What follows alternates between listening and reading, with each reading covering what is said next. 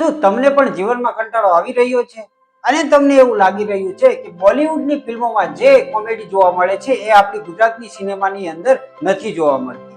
તો આજે હું તમારો એ જ ભ્રમને દૂર કરવાનો છું. તો વિડીયોને અંત સુધી જરૂર જોજો અને વિડીયો પસંદ આવે તો લાઈક અને ચેનલને સબસ્ક્રાઇબ કરવાનું ભૂલતા નહીં.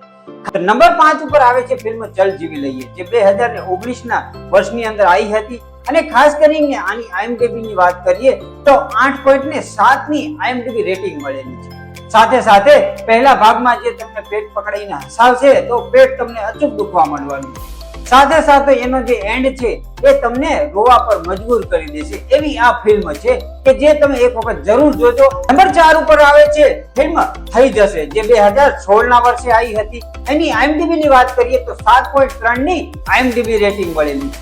ખાસ કરીને ગુજરાતીઓનું થાઈલેન્ડ પ્રેમ અને ત્યાંની મસ્તી પર બનેલી આ ફિલ્મ તમને જરૂર હસાવીને પેટ દુખવાડી દેશે.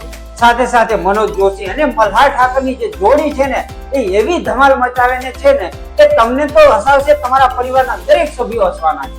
તો આ ફિલ્મને પણ જોવાનું ભૂલતા નહીં. નંબર 3 ઉપર આવે છે ફિલ્મ બે યાર, જે 2014ના વર્ષની અંદર આવી હતી. એની IMDb ની વાત કરીએ તો 8.4 ની IMDb રેટિંગ મળેલી છે. તો તમે વિચારી શકો છો કેવી ફિલ્મ હશે. આ ફિલ્મની સ્ટોરી લાઈનની વાત કરીએ તો દોસ્તી પ્લસ પૈસા પ્લસ મજા બરાબર આ ફિલ્મ છે.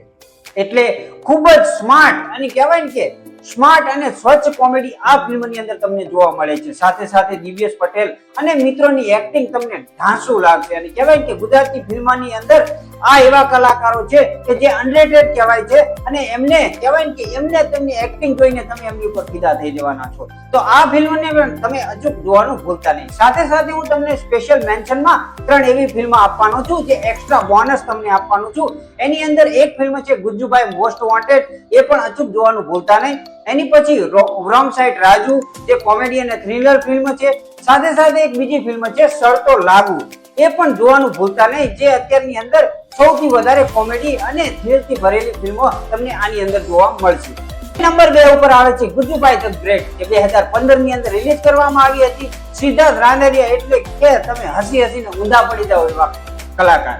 ખાસ કરીને સિદ્ધાર્થ રાંદેરિયા હોય એટલે તમારે ફિલ્મનું કહેવાય કે IMDb કે કઈ જોવાની જરૂર જ નથી. આ ફિલ્મ તમે જોશો એટલે તમને એમનો જે કહેવાય કે નિખાલસ અને જે કોમેડી જોવા મળે છે એ તમને પેટ પકડીને હસાવવા પર મજબૂર કરી દે છે. સાથે સાથે સામાન્ય ગુજરાતી માણસની મજેદાર ગાંઠ અને ગેંગસ્ટર ફિલ્મ સાથે આની અંદર જે ધમાલ મચાવે છે એ જોવાની ખૂબ જ મજા આવશે. એની IMDb ની વાત કરીએ તો આને 8.1 ની IMDb રેટિંગ મળેલા છે, જે પણ તમે જોવાનું ખાસ કરીને ભૂલતા નહીં. એની પછી લાસ્ટ અને નંબર 1 ઉપર આવે છે ફિલ્મ છેલ્લો દિવસ, કે જે 2015 ની અંદર રિલીઝ કરવામાં આવી હતી.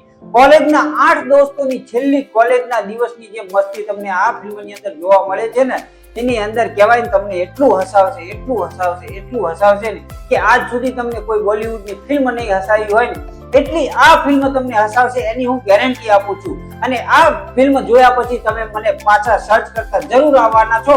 તો એની પહેલા હું તમને કહી દઉં કે ચેનલને સબસ્ક્રાઇબ કરવાનું ભૂલતા નહીં.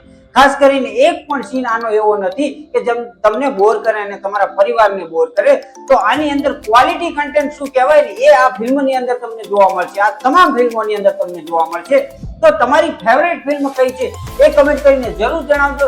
તમામ આપેલી ફિલ્મો જો તમે જોવા માંગતા હોય તો બધી જ ફિલ્મો સીમારો એપની અંદર તમને જોવા મળી જશે. જેની અંદર છેલ્લો દિવસ, ગુજ્જુભાઈ ધ ગ્રેટ, બે યાર, થઈ જશે, ચલ જીવી લઈએ, ગુજ્જુભાઈ મોસ્ટ વોન્ટેડ અને શરતો લાગુ, આ તમામ ફિલ્મોનું કલેક્શન તમને સીમારો મી એપની અંદર જોવા મળી જશે. અને જો તમે YouTube પર ફિલ્મ જોવા માંગતા હોય તો પણ તમે YouTube ની અંદર સર્ચ કરીને જોઈ શકો છો કે ફિલ્મ અવેલેબલ હશે તો તમને જરૂર એક ફિલ્મ જોવા મળશે. વિડીયો પસંદ આવે તો લાઈક અને ચેનલને ખાસ કરીને સબસ્ક્રાઇબ કરવાનું ભૂલતા નહીં, જેથી આવી જ કોમેડીની ફિલ્મો અને આવી જ થ્રિલર ફિલ્મો અને આવી જ કારણ કે બહુ બધી કેટેગરીના વિડીયો આપણે મૂકવાના છીએ. આ તો પાર્ટ 1 હતો, તો પાર્ટ 1 કેવો લાગ્યો એ કમેન્ટ કરીને જરૂર જણાવજો અને સબસ્ક્રાઇબ કરવાનું ભૂલતા નહીં. તો મળીએ છીએ આવતા વિડીયોની અંદર.